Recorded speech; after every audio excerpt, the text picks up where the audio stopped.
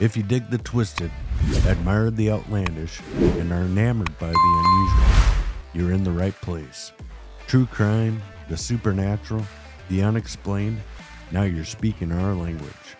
If you agree, join us as we dive into the darker side. You know, because it's more fun over here. Welcome to Total Conundrum. Warning, some listeners may find the following content disturbing. Listener discretion is advised. Ha ha ha ha. Hey there, Conundrum crew. Welcome back to another episode of Total Conundrum. Guys, this episode is number 10. We hit double digits. Woohoo! Yay! What a great milestone, right, Tracy? It sure is, Jeremy. Double digits on a day in Minnesota where it's almost triple digits outside. Phew, recording is going to be a hot one today. But for now, Conundrum crew, we've got a spine-tingling treat for all of you horror enthusiasts out there. Maybe the chills from this story will cool us down a little bit. Absolutely, Tracy. Let's hope so. We're diving headfirst into one of the most iconic and hair-raising stories in cinematic history. That's right, folks. Get ready to be both terrified and intrigued as Jeremy takes the reins to tell us about the horrors behind The Exorcist. Ah, The Exorcist. A film that has haunted our dreams and left us questioning the boundaries between the natural and the supernatural. And it's not just a movie, folks. It's a story rooted in real-life accounts of possession, exorcism, and that age-old battle between good and evil. So make sure you're seated comfortably, maybe with a nightlight on if it helps, as we embark on a journey into the unknown.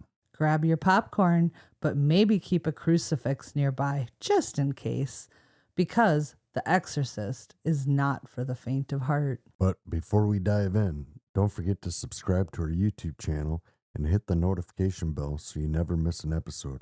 And don't forget to give us a thumbs up if you enjoyed the episode. That's right, Jeremy. Also, a rating and review would mean the world to us if you're listening on Apple Podcast or Spotify. Last episode, we discussed collaborating with a few different podcasts and how we will be sharing their amazing trailers with all of you in future episodes. So make sure you continue to show them some love as well. Before we terrify you with this episode of The Exorcist, we want to play a trailer that Amanda from One Nothing Podcast shared with us. Thank you, Amanda, for collaborating with us. We're working on doing a future crossover episode with Amanda and her crew, and we're super excited. Everyone, go check out One Nothing Podcast and show her the love and support that you show us. Are you struggling with a lack of access to captivating entertainment and media?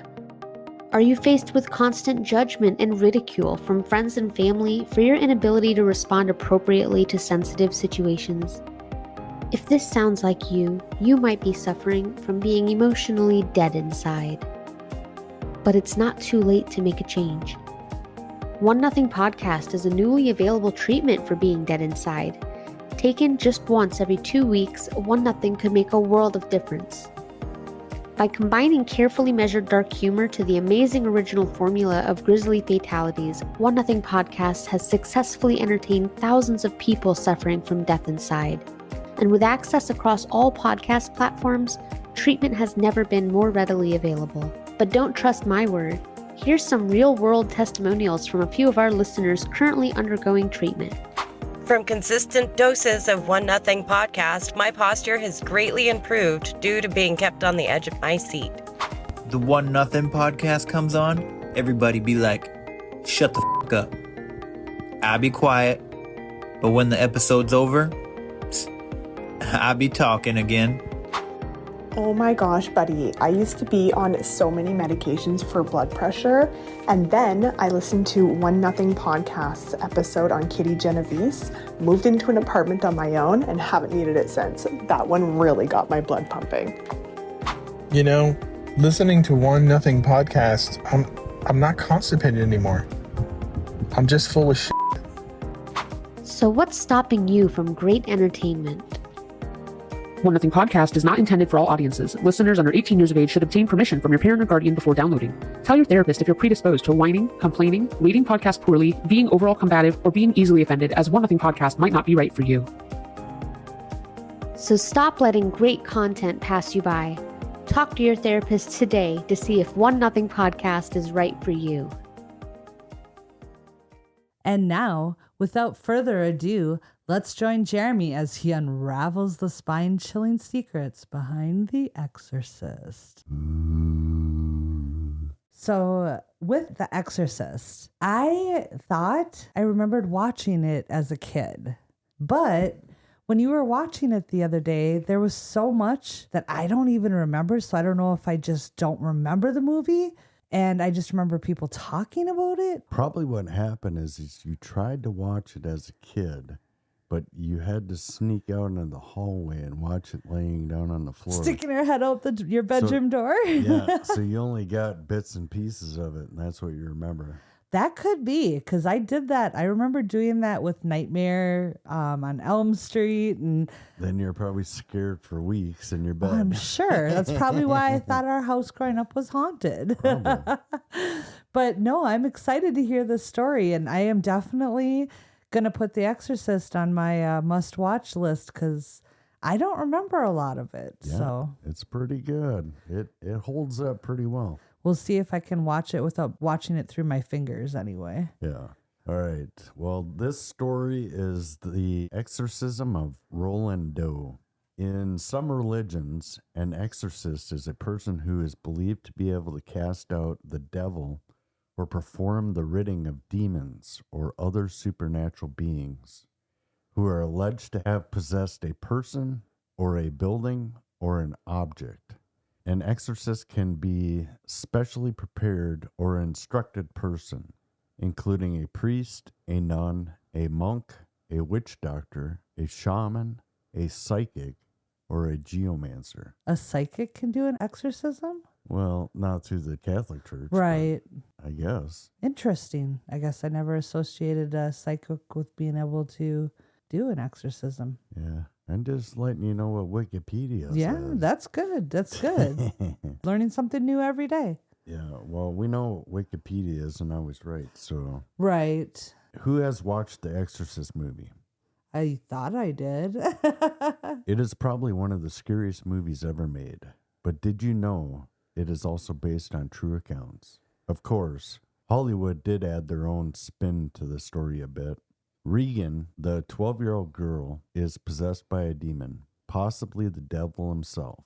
People filled the streets on the release of the 1973 movie, many only lasting 10 minutes into the movie before fainting and passing out in overwhelming fear. Are you serious? Yeah. Wow. True story. They had a few news articles about that too.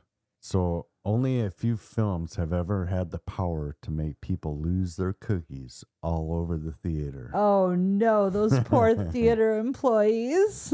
Many theaters started handing out barf bags because people kept vomiting in the auditoriums. Oh no. Yeah, I would hate to be the janitor working while the film was playing on the silver screen, cleaning up. Clean up on aisle 666. That's awesome. At the beginning of filming the movie, there were many odd occurrences that the cast believed the location to be haunted. One incident that took place while filming was a fire that destroyed the entire set. However, to make this event even more eerie, Regan's demonic bedroom was untouched by the fire. What the? Are you? No way. Yeah, way. What? This scared the cast and crew so severely that they had to have a priest come in to bless the set. Well, no shit, I would too. Yeah, I would have been gone.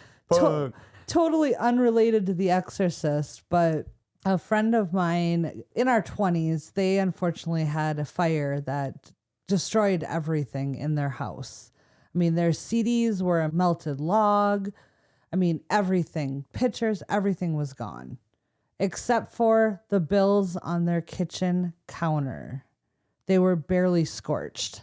I'm like, do they spray those things with fire retardant or what? Well, you gotta pay your bills. I mean, geez. I'm like, seriously, everything in that house was gone except for the bills. Bills are kind of demonic. Yeah, they are. Rumor has it that 9 people's death are said to be linked to the movie. Actor Jack McGowan, and I'm going to try to pronounce his name, but Vasiliki Malraux, passed away while filming commenced. But the freakiest part is that both characters died in the film. Coincidence? I think not. So those two were confirmed to have died after filming. Yeah, but it's rumored. Also died in the film. Oh, they died in the film as well. Yeah, they were the priests. Okay. Oh, okay. Yeah. But it's rumored that more people from the movie had passed. Yep, there was a total of 9 people. Wow. What's the famous saying?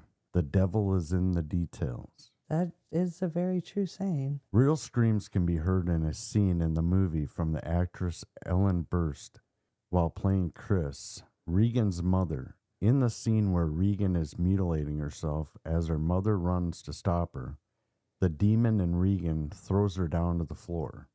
She then lets out a bone-chilling scream, and those screams are real. What? The stuntman had pulled a wire rig, holding her much too hard, causing her to hurt her back and hit the floor, leading to a permanent spinal injury. Oh, no. Yeah, that's demonic. So, right there. equipment malfunction. Operator malfunction. Well, I that guess. too, yeah, I He suppose. pulled her too damn hard. So, the son of Mercedes McBridge, who voiced the demon, ended his wife's and 2 daughters' lives before taking his own. The demon's real name is never mentioned in the film itself, but it is said to be possessed by Pazunu, the demon of wind. He is also known as the king of the wind demons, son of the god Hanbi, and has been around since the 8th century BCE. Wow. I don't think I've ever heard of him. He's old. He's older than dirt. I mean, holy shnikes. The first time the film was shown in Rome, it was at a theater sandwiched between 2 churches on the day of its premiere. There was a severe heavy downpour and lightning storm that unexpectedly occurred. To make the atmosphere even more terrifying, a lightning strike caused the ancient cross, which was 400 years old, to fall in the center of the theater. What? This unexplainable and unsettling incident convinced many that there was something ominous about the movie. Well, hell yeah. You're sitting there watching a movie about an exorcism. And a giant And cross flies down. Through the ceiling of the movie theater you're watching it in. I'd be going to the closest shop and buying a crucifix and going and hiding in my home after that. Yeah, amazingly, I didn't say anything about any injuries or... Yeah, that's... And if that's the case, if there was no injuries, that's pretty damn lucky. Yeah, very. So now on to the real Exorcist story. And see, I didn't know that it was based on something different until... I kind of remember hearing something about it, a rumor that it was... Something on related. Yeah. I guess I didn't know much about it until researching a little bit. I'm excited for this part. Because originally this story was going to be about exorcists themselves. Right. So, and their jobs, their duties, and so forth. And it kind of melded into this beautiful alternate story that you've created. Yep. I love it. So, Cottage City, Maryland was the home of Roland Doe. Roland was an only child in his family, so most of his playmates were his family members. Roland was very close with his Aunt Tilly, who was a spiritualist. They spent a lot of time together using a Ouija board to contact spirits. Not smart. Not smart. And that's when all the oddities started happening. So on January 15th, 1949, Roland Doe and his family began to hear scratching noises coming from the walls, the floors, water dripping, the movement of mattresses and furniture on their own accord, and other objects such as vases flying or levitating when Roland is nearby. I told you it's not smart to play with a Ouija board. They didn't close that shit out. Didn't close that shit out. Nope. Have a question. Yeah. Roland, that's a pseudonym, right? That's a pseudonym. And we'd never have known what his real name is, right? They've always kept it a secret. There are rumors of his real name. Okay. And of course, there are a few people that appear to know his real name and what happened to him in life. Right. Well, I'm glad they were able to, give him a pseudonym and let this man live his life, quietly. Normally. 11 days after the noises in the house started occurring, Roland received news that Aunt Tilly had died that night. Poor Tilly. The disturbances began again, but this time in Roland's bedroom. After Aunt Tilly's death, the disturbances got even more intense to the point that the noises sounded like an army marching on the floors and the walls and moving towards Roland's bed. Jeez. Roland's mother screams, "Tilly, if that's you, knock 3 times." Then suddenly they receive 3 knocks. Damn smart demons. Yeah. To their request. So now they think it's the spirit of Aunt Tilly, but then left wondering, why would Aunt Tilly be tormenting her beloved nephew Roland? It just didn't seem right to them. As time went on, things just kept getting progressively worse. It would start peaceful each night. Then as soon as Roland fell asleep, the house would come alive with noises and objects moving, seemingly getting more aggressive. Bed shaking and levitating had become the new norm in their household. That sounds like some poltergeist activity. Yeah, I think that comes up in the story too. Oh, sorry. Possibly. I mean, there's a speculation of it. Okay. Anyways. The bed would shake so hard that the headboard was banging up against the wall. The mattress was bouncing, and this was all happening with a very skinny 13-year-old boy sitting in the center of the bed. He would start screaming and moaning in a guttural voice. Ooh. The kids he went to school with years later would talk about hearing strange sounds and voices, and people in the neighborhood would speak to one another about it and assume that he had mental health issues. While in school, classmates would witness strange phenomena happening in the classroom. Books flew through the air, papers flew across the room, and a couple of instances where the desk would start sliding, almost vibrating across the floor. Poor kid didn't get a break no matter where he was. Nope. His teachers believed that he was doing it as a way of getting attention. Of course, Roland told the teachers he wasn't doing it, but they didn't believe him, of course. Of course not. As Roland's school behavior worsened, he stopped going to school completely. With worry increasing, Roland's parents decided to take him to a doctor. The medical doctor runs many tests and can't find anything physically wrong with Roland. That's good that they couldn't find anything wrong, but bad that all of this stuff is still happening to him. Yeah, and there's much more to come. Lots of doctors and therapists. And his parents then take him to a psychiatrist to see if he has schizophrenia or manic depression. After more testing, they could not find any issues with Roland. Then they also send him to a parapsychologist and could not find anything wrong with him either. The psychiatrist described Roland as normal but high-strung, which describes basically the entire planet. Right? February 17th, 1949. The family approached their Lutheran pastor, Luther Miles Schultz, for assistance. He was practicing in parapsychology. Schultz arranged for the boy to spend the night in his home in order to observe him. Schultz is wondering if poltergeists are the cause of the weird phenomena surrounding Roland. He set up 2 beds in the room, and Roland slept on one and Schultz slept on the other.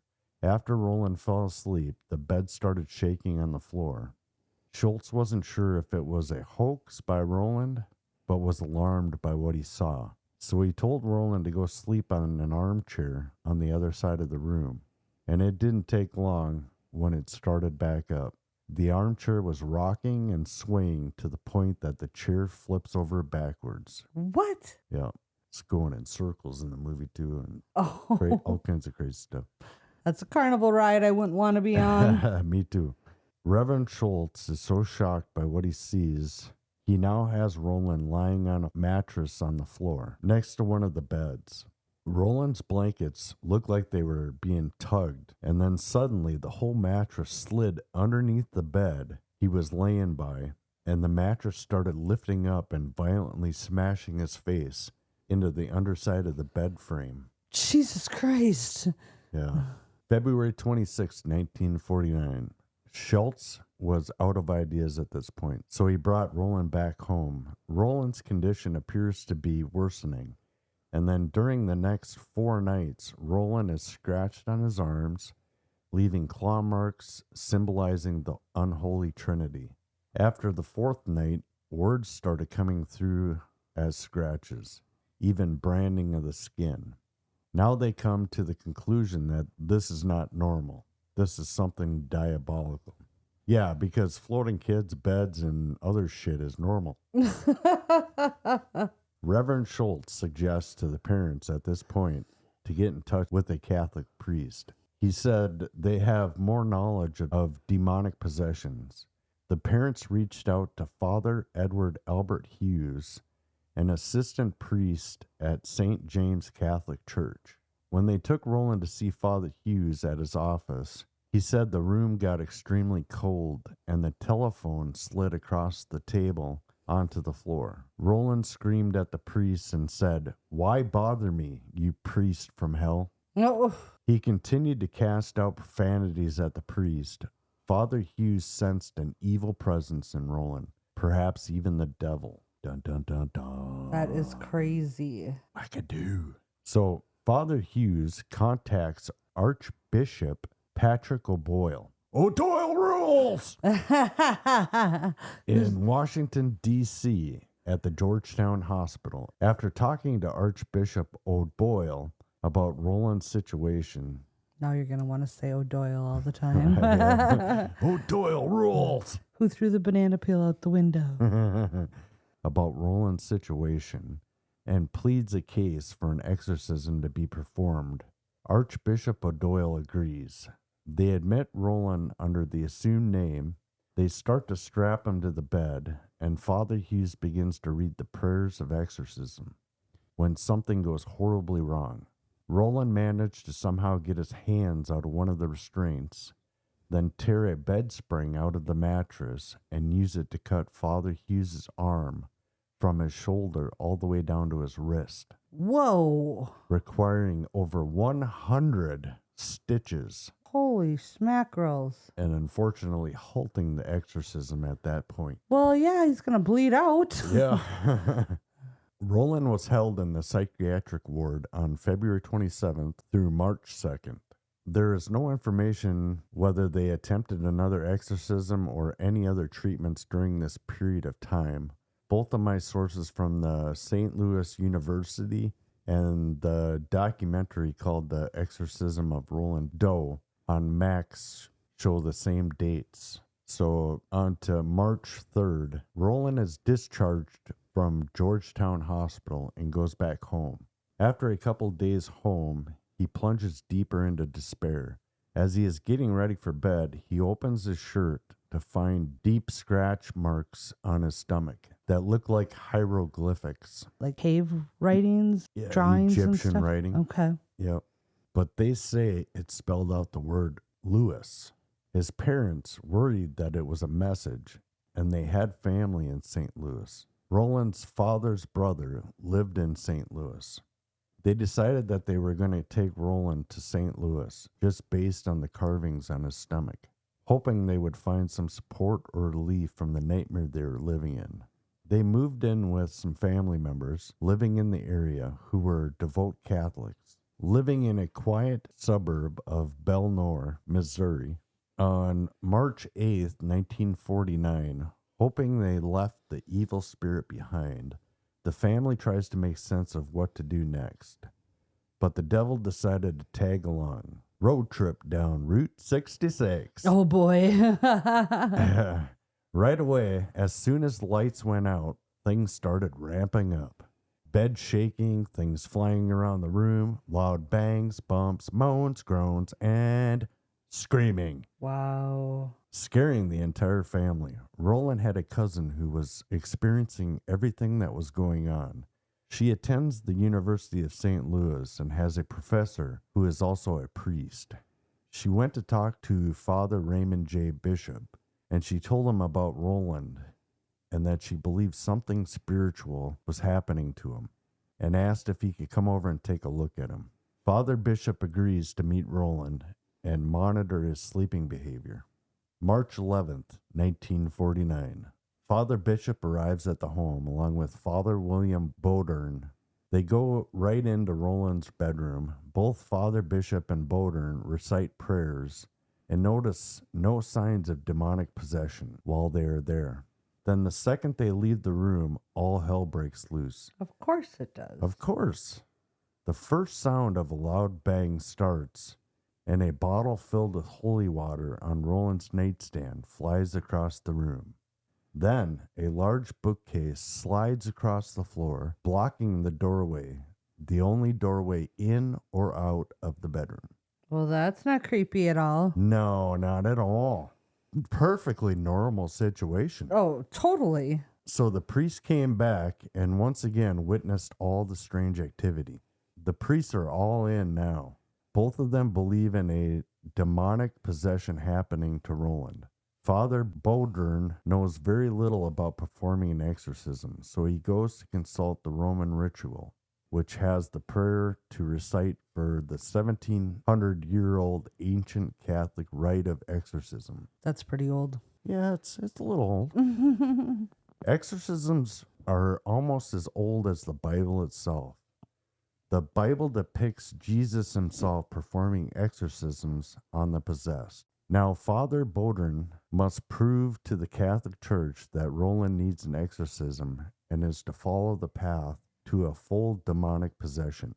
The Church identifies 4 types of demonic activity. Demonic infestation, which is the presence of evil in a location or an object. Demonic vexation, which they believe they are experiencing physical attacks from a demon.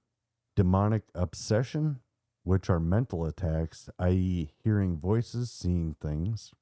And demonic possession, where the demon takes control of a person's body. Roland has already experienced 3 out of the 4 of these requirements. Jeez. They are hoping to get the exorcism approved before he reaches full diabolical possession. Father Bodern contacts Archbishop Joseph Ritter in St. Louis to get an approval to start performing the exorcism of Roland Doe, and he requests to get a priest experienced in exorcisms. Archbishop Ritter agrees to the exorcism, but tells Father Bodern that he must perform the exorcism. Father Bodern didn't want anything to do with the exorcism, feeling that he was not qualified. But the church did not give him a choice in the matter, so he had to do what was requested of him. He didn't feel that he was knowledgeable enough, but they forced him to do it. Yeah, mostly because there was very few exorcists at that time. So somewhere between early 1800s and up to then, basically the Catholic Church started doing away with exorcisms. So especially in the United States, there were not many around. So yeah, he was basically forced into it. And here's a job I don't feel like I'm qualified enough for, but you're going to do it anyway. Yeah, you got no choice, buddy. Once an exorcism is sanctioned by the church, it then takes precedence over anything else. To say the church takes exorcisms seriously is an understatement. In the words of the church, evil walks the earth, and only faith can combat it, especially in Ohio. Lucifer himself probably has a subscription to all your news feeds. Sorry, Ohio. Ohio is not okay. Yeah. what was that you just, wasn't there a news article about Ohio that A cop killing a pregnant lady who was already in a car? Yeah. But wasn't she already deceased? No. Oh, she was. Okay. Yeah, the cop killed her. But I guess there's more to the story than what we were reading. Okay. So maybe it's for a future episode. Yeah, because I had to wonder why he would shoot somebody that's just not willing to get out of the car. But apparently she actually tried to drive over him. Oh. So there's more to that story. There's definitely more to that story. Yeah. Deceiving headline. Yeah. Father Bodern is getting ready for his battle with the devil. He needs to prepare himself physically and mentally for the exorcism. Is he going to run the stairs like Rocky? Oh, yeah. March 16th, 1949. The exorcism will be performed at Roland Doe's family house in St. Louis. Father Bodern is accompanied by Father Raymond Bishop and Walter Halloran, who was a seminary student at the time, volunteering to assist with the exorcism. They were preparing to exorcise the demon at all costs themselves. The church insisted on complete secrecy regarding the exorcism, but Father Bodern instructed Father Bishop to create a diary of the exorcism, a transcript of events to occur. Father Bishop did just that. He knew this would be an extreme case and needed it to be well documented. Well, good on them for thinking about that, doing that. Thinking out of the box. Yes. Yeah. They wanted to create a how-to manual for the next priest who needed to perform an exorcism. Yeah, because they're going to throw him in to the fire without any training. Yeah, exactly. They wanted to publish it on their YouTube channel. I was like, wait, what? 1949. Like, did we time jump here? Okay, bad joke. Father Bodern starts laying out religious items in Roland's room to be used in the exorcism. Holy water, a crucifix, and a long purple stole around his neck, which is used to connect the priest to the possessed victim. This is why I love Gentoo purple. Gives me the warm fuzzies. And now I know it can repel demons. You do love Gentoo purple. I do. Can you really ask for more from your distro than that? No. No. It repels demons. Last, the official Roman ritual rites are used to be read during the ceremony, which are prayers to invoke the Holy Spirit. Father Bodern starts reading the prayers, and Roland starts wailing and screaming in pain. Suddenly, more deep scratches appear on his body, some feeling like thorns, and other marks feeling like they were branded into the skin. Jeez. On his right leg, he had a mark that looked like the image of the devil, and on his chest was the word hell carved into his skin. Roland reacted to each mark that would show up with a look of fear and pain on his face. Well, right? Wouldn't you? No, I think it'd feel great. And they're just mysteriously showing up. I mean, They just appear. This poor kid. Yeah, he's tortured. Damn devils. All because they played with the stupid Ouija board. People, don't Stay play away with from the Ouija. Yes. The manifestations begin to evolve quickly. The priest is trying to get the demon to reveal itself. The belief is that if they can get the demon to reveal itself, the easier it is to exorcise the demon. Exorcise the demon! The battle gets more intense. The demon inside Roland refuses to divulge its identity. After 9 hours of battling the demon, Roland collapses and falls asleep. Poor kid's wiped. Father Bodern and Father Bishop realize it's going to take more than one night to complete the ritual. It's a strong demon. Very strong. It's the devil himself, they think. Jeez. So to complete the ritual, to purge the evil spirit from Roland, some exorcisms have been known to go on for weeks, months, and even years. Seriously? Seriously. Do these things like put their tentacles in and just latch on? It ain't like the movies where they just walk in, get out, and he leaves. Well, supernatural, all they do is they spew some Latin and they go shooting out their mouth. I mean, Well, those guys are talented, though. Oh, that's true. You know, they're actors. So on day 3 of the exorcism, Roland Doe spends the day like any typical teenager, acting as nothing has happened at all. His family believes that the exorcisms are working. But hold the phone, because the devil's coming back for more. That evening, Roland's mood changes for the worst. Once the priest arrives, Roland transforms into a rabid creature, snarling and trying to bite the man holding him down. What? Roland motions like he is going to vomit and asks for the window to be opened.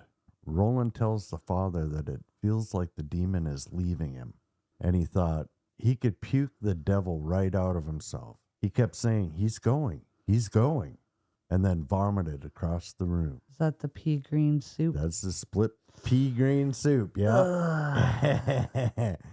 Priests believe that vomiting during an exorcism is very common, and it is seen as a form of liberation.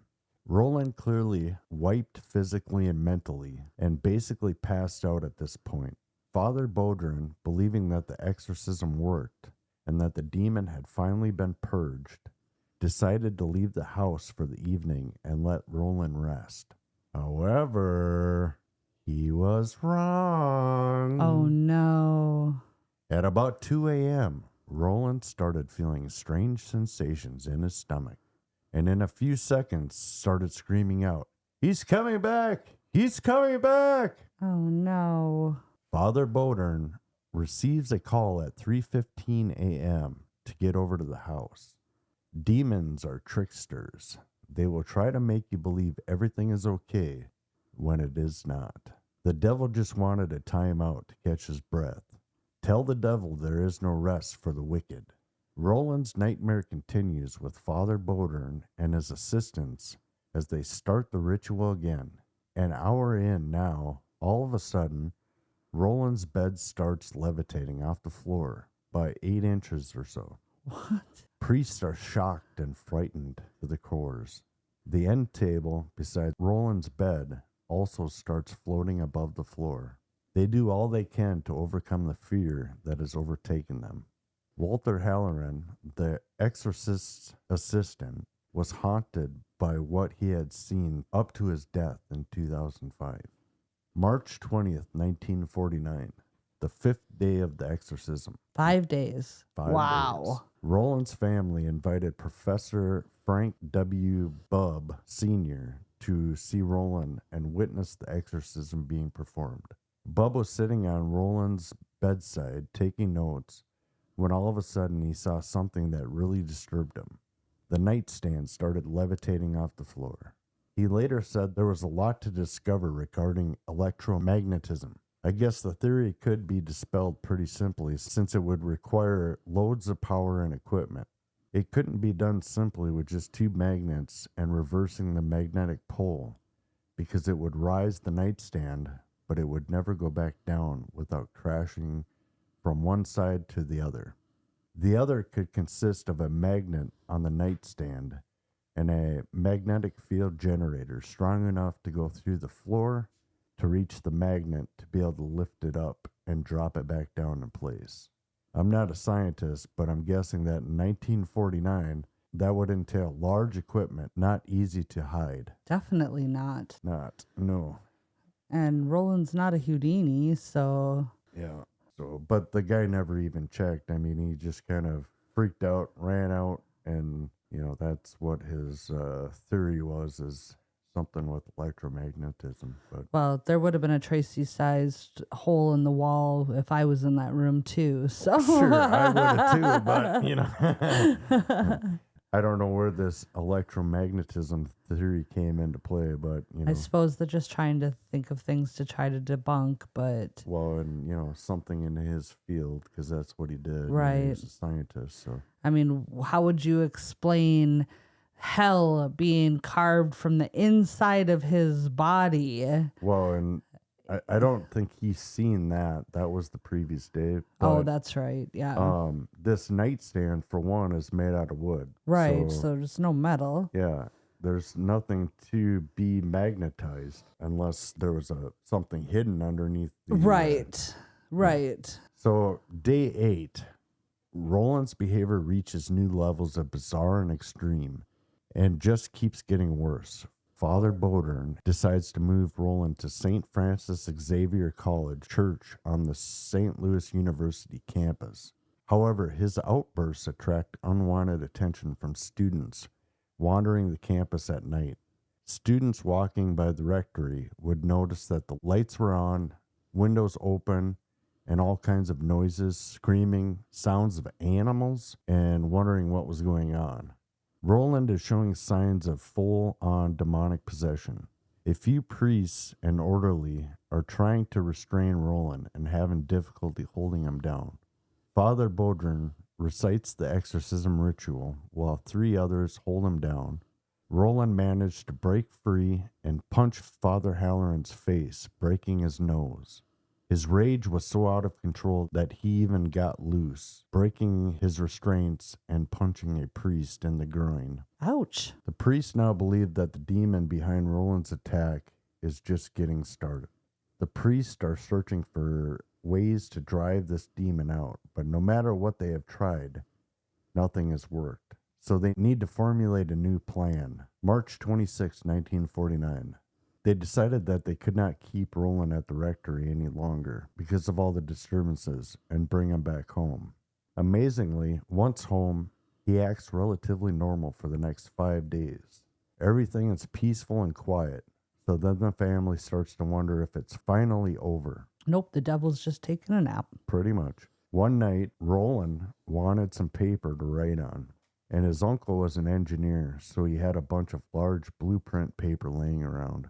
He started writing words and messages on the paper. This triggered the family to call the priest to help decipher Roland's writing. He wrote, "I will stay the 10 days, but will return after the 4 days are up. I am the devil himself." The days were written in Roman numerals, so they were trying to decipher the message, wondering if it means the devil will be with him for 10 days. They just had no idea what it meant. Yeah, I furrowed my brows when you read that off too, trying to figure out, I mean, is he doing some kind of algebraic conversion problem or something? You know, I'll stay for 10 days or stay for 10 days, but be gone after 4. And yeah, I'm not sure. X equals Y equals, or X plus Y equals Z. People talked funny back in those days. You know, when the devil roamed the earth. But the Roman numerals is interesting that he used that. Yeah. Like I said, they had no idea what it meant. At this point, Roland has gone through over a dozen exorcisms, and nothing has worked so far. So Father Bodern suggests getting Roland baptized Catholic. A baptism is a form of exorcism because it rejects the power of Satan. Roland was baptized Lutheran, but they thought if he was taught the Catholic religion, it might help with the exorcism. Roland's family is driving him to the church when he has one of his outbursts and starts attacking his uncle driving the car. Jeez. The demon is trying to do anything it can to stop them from making it to the church, to the point where it is trying to cause a car accident. However, Roland's uncle pulls the car over to the shoulder of the road. Roland is screaming, "You're going to try to baptize me. You're going to offer me communion." "I don't think so." They finally get him to the church, kicking and screaming. Again, it took 3 people to restrain him to the chair, while Father Bodern performed a shortened version of the baptism ritual. 3 days after the baptism ritual, Father Bodern suggests to the family that they need to return to Maryland and that he would go with them. So the family followed his instructions. They got on a train and traveled back home. Once they arrived, they would find a hospital or something else to bring Roland to continue with the exorcism. After going through all this for months and months now, Roland is starting to show the signs in his body of the battles he has been going through. He has lost about 40 pounds, is barely eating, isn't sleeping. He has some serious large bags under his eyes from sleep deprivation. Father Bodern is searching for a place to bring Roland, but nobody wants to take him. Father Bodern is out of options. He will have to bring him back to St. Louis. April 10th, 1949. The only place that he could find that would take Roland was Alexian Brother Hospital, and he was admitted into the psychiatric ward in Brothers Hospital, which is run by an ancient order of Catholic monks. The monks were known for taking care of the most extreme cases of physical and mental illness cases. As soon as he was admitted, they start the exorcism rituals again. A priest who was interviewed at the time was 86 and just wanted to get his story out. Basically, he stated that in all his years as a priest at Brothers Hospital, he had never seen such an extreme case as Roland's. All the activity surrounding the boy was frightening. Things moving around the room, the superhuman strength of the demon possessing Roland was unimaginable. April 13th, 1949. A few days later, Father Halloran takes Roland to an outdoor retreat center on a high bluff, thinking the fresh air would do him some good. Okay. Seems smart. Let's take this 13-year-old kid juiced up on a demon with superhuman strength to a 300-foot drop sheer cliff wall along the banks of the Mississippi River to get fresh air. What could possibly go wrong with that? Not a thing. Not a thing, right? They start walking around the ground, and there's a bunch of statues depicting the cross in different forms, which follow a path out to the bluffs. Roland seems interested in the statue. Once they got to the 14th station, where the statue depicting Jesus tied to the cross in a tomb, something snapped in Roland. He started going into a fit, a seizure, and then he starts running. Father Halloran starts running after Roland, and Roland is charging right for the cliff. Father Halloran managed to stop Roland and got him back to the Brothers Hospital. Father Bodern is now starting to feel the effects of the demonic battle. He is feeling weak, losing about 40 pounds from all the hours of fasting, praying, and the rituals. Jeez. His face and body were covered in boils, Oh my God. but he just wouldn't give up. Good on him, but yikes. So I have a question. If the devil or the demon or whatever was forcing Roland to run to that cliff, if the father wouldn't have stopped him, I mean, what good would it be for the demon to throw Roland off the cliff? Because then the body he's hosting would be dead. So, Well, I'm assuming he could just probably move on to another. Maybe he would take over Father Halloran. maybe. Who knows, Yeah, I suppose he was. But I mean, he is the devil, so I'm assuming he probably could just jump out at the last minute and move on to his next victim, Well, and if the father was that run down and, without anybody else around either, he probably could have possessed the father. Yeah, different father. Different father? Because actually, Halloran isn't a father yet. He's actually the student, the seminary student. Okay. But he does become Father Halloran. Okay. Eventually. Father Bodern just wouldn't give up on Roland. His love for the boy was just too strong. He would keep going until Roland was free of demonic possession. April 16th, 1949, on Holy Saturday, the day before Easter, a monk places a statue of Michael, the archangel, by Roland's bedside. The archangel Michael is a symbol of good versus evil. The statue seems to have calmed Roland during the exorcisms. Could Michael have joined forces with the priests to help save Roland? April 18th, 1949. Father Bodern is pulling out all the holy items for the exorcism: a crucifix, Bible, rosary, and holy water to exorcise the demon.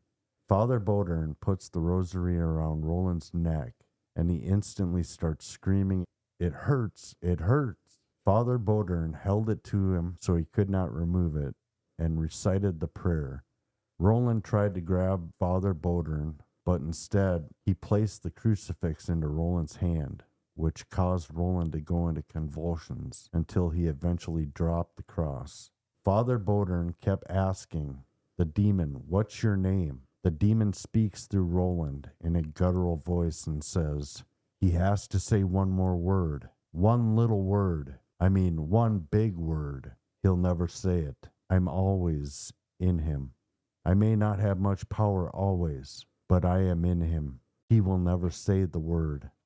So now, to figure out this word that Roland will never say, what is the word that will loosen the devil's grip? Suddenly, Roland defies the demon possessing him and starts screaming, "Leave!" Roland was having a seizure, but lay calm. A voice broke into the prayers in clear, commanding tones and with dignity. "Satan, I am Saint Michael, and I command you, Satan, and all the other devil spirits to leave the body in the name of Dominius. Immediately. Now." Father Bodern realizes that Dominius is the word that the devil said Roland would never say, which is the Latin word that means Lord. Dominius, or Lord, is forcing the demon to recognize the lordship of Jesus Christ.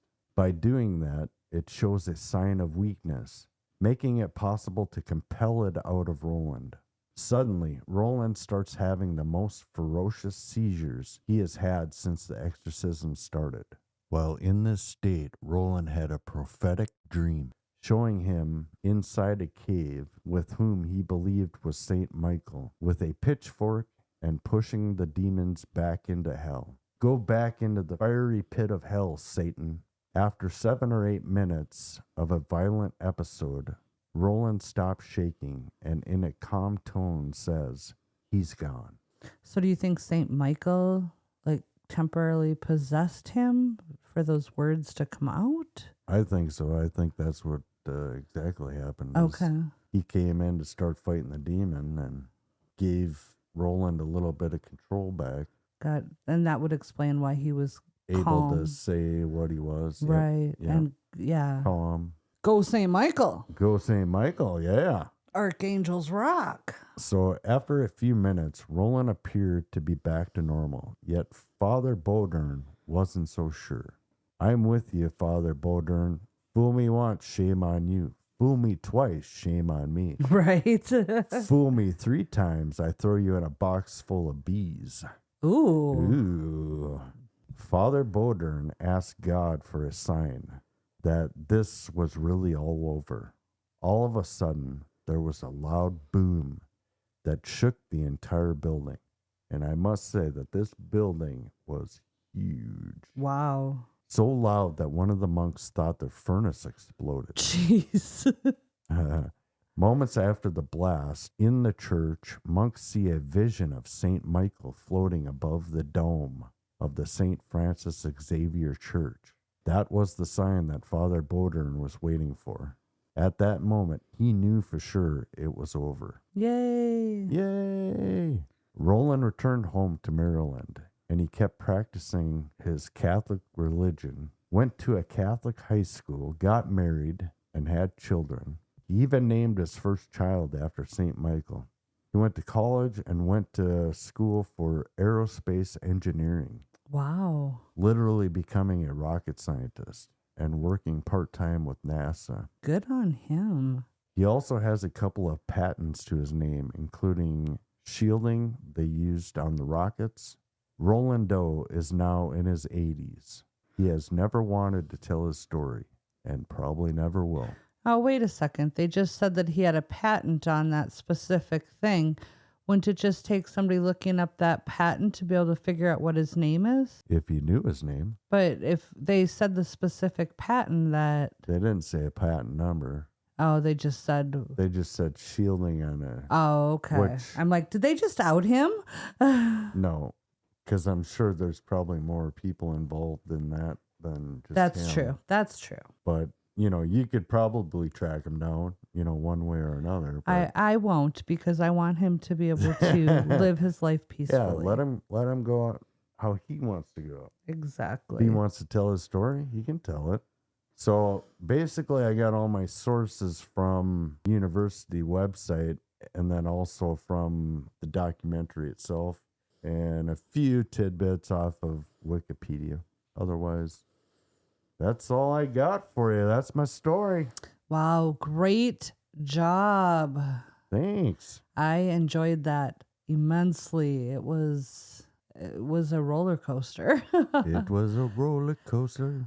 Is he possessed? Is he not? Yeah, it's crazy. You know, I mean, they never talk about anything like that in any of the other movies, you know.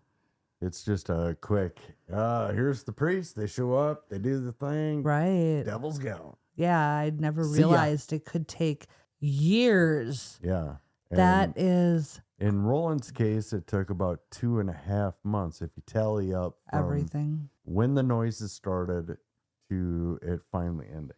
So wild ride. And, you know, the other thing with like the Exorcist movie itself, you know, there was no down times in that girl's behavior in the movie.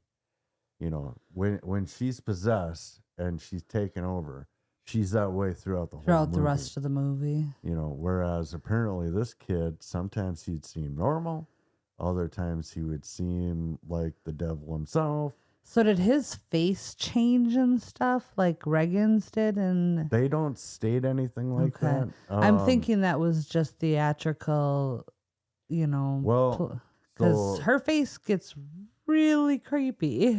Yeah, and originally when I started writing this story and I was going to do it on priests and exorcisms, the one priest that I was looking into, Vincent Lambert, he did say in this documentary, because he's one of the people talking about the movie, that the eyes will change color. The eyes will change colors? Yeah. Okay. And I've seen that in other, depicted in other shows too, like Supernatural. They blink and they Right. change black or... He never said anything about the 365-degree rotation of Regan's head. You know? That's crazy. But I guess to some degree we know that the split pea soup thing is right. is real because unfortunately Roland missed the window and hit the wall right by the window. Well, it's hard to aim your puke.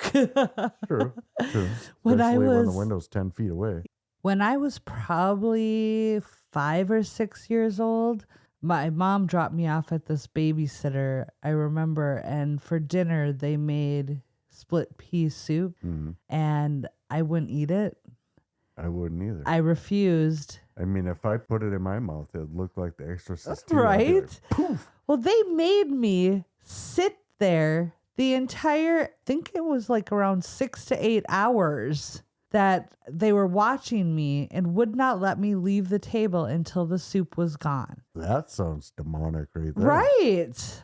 I think they were possessed. I think they were. Somebody needs to exorcise their demons. Nobody eats pea soup. Come on. But in honor of this story, Looks like runny snot. it does.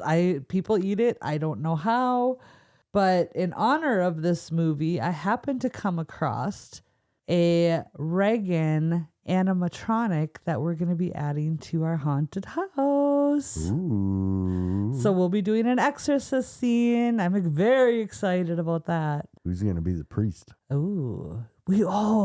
You should be a priest and I'll be a possessed nun. We could dress up Michael Myers as the priest. We could. All right. Well, that's all we have for you guys today. That's a wrap, people. Until next time. We love you. Goodbye. Love you. Smell you later. Bye. Thanks for hanging out with us here at Total Conundrum. Please make sure to check out our website and blog at TotalConundrum.com for news, upcoming events, merch, bloopers, and additional hysteria. You never know what will pop up, so be sure to follow along. If you want to show your support for Total Conundrum and gain access to all of our bonus content, please visit our Patreon page.